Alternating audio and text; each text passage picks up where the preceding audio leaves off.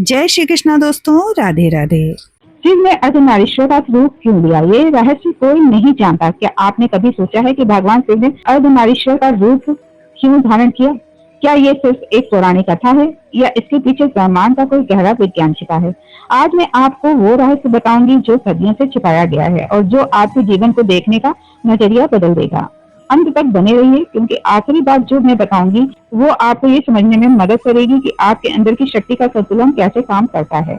दोस्तों, मैं हूँ आपकी गाइड शक्ति गुप्ता और आज हम शिव के उस रूप को डिकोड करेंगे जिसे दुनिया आधा पुरुष और आधी स्त्री मानती है। ये वीडियो उन लोगों के लिए है जो आध्यात्मिकता के पीछे के तर्क को समझना चाहते हैं। हम बात करेंगे ऊर्जा के मिलन, प्रकृति और पुरुष के सिद्धांत और कैसे आप अपने भीतर इस संतुलन को साध सकते हैं। आइए पहले इस बारे में जानते हैं कि अर्धनारीश्वर का अर्थ क्या है। सबसे पहले समझते हैं कि अर्धनारीश्वर का मतलब क्या है। अर्ध मतलब आधा, नारी मतलब स्त्री और ईश्वर मतलब शिव। ये रूप कोई संयोग नहीं है, ये ब्रह्मांड का सबसे बड़ा संतुलन है। शिव पुरुष तत्व है, चेतना, स्थिरता और शांति। पार्वती स्त्री तत्व है, प्रकृति, गति और सृजन। अब यहाँ गौर करने वाली बात यह है कि इनमें से एक के बिना दूसरा अधूरा है। शिव चेतना, शक्ति सृजन। बिना गति के चेतना मृत है और बिना चेतना के गति दिशाहीन है।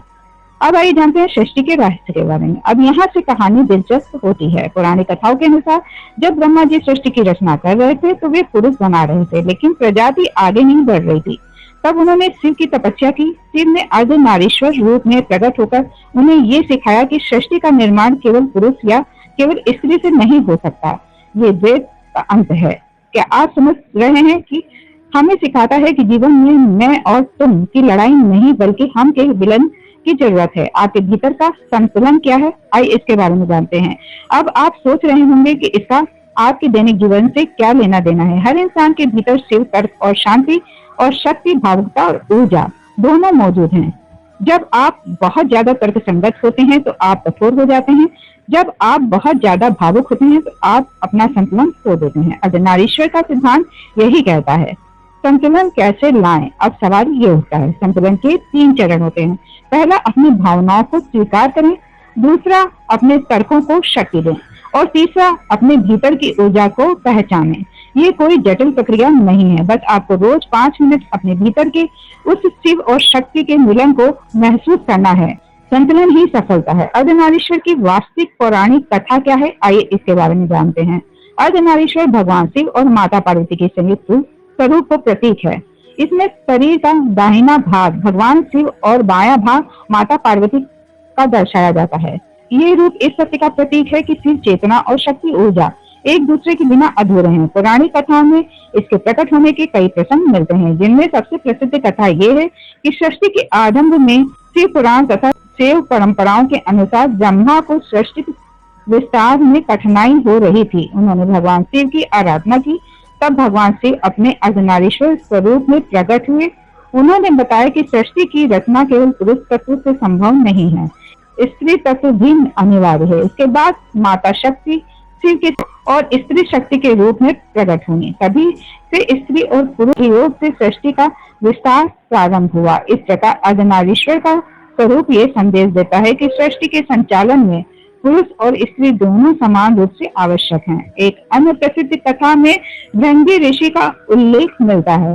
वे केवल भगवान शिव की पूजा करते थे और माता पार्वती की उपेक्षा करते थे। उन्होंने ये समझाने के लिए कि शिव और शक्ति अलग नहीं है, भगवान शिव और माता पार्वती ने एक ही शरीर में अर्धनारीश्वर रूप धारण किया। इसका संदेश था कि जो शिव की आराधना करता है उसे शक्ति का भी सम्मान करना चाहिए। अर्धनारीश्वर स्वरूप का आध्यात्मिक संदेश क्या है, आइए इसके बारे में जानते हैं।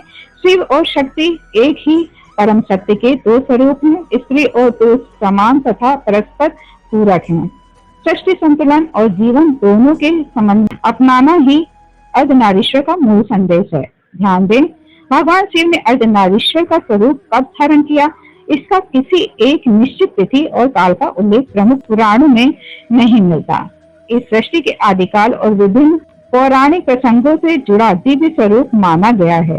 इसलिए कब की अपेक्षा क्यों और किस प्रसंग में धारण किया, ये वर्णन शास्त्रीय परंपराओं में अधिक प्रमुख है। अगर आपको ये जानकारी उपयोगी लगी हो तो कमेंट में अर्धनारीश्वर लिखें।